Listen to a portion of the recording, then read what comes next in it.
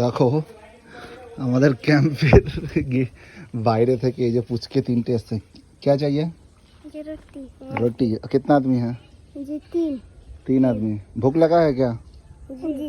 हाँ, जी।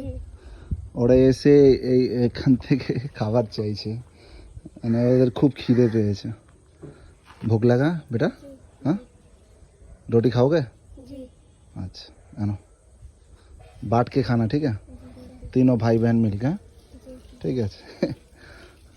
जाओ घर चला जाओ, हाँ धीरे धीरे, ঠিক আছে? বাট কে খানা।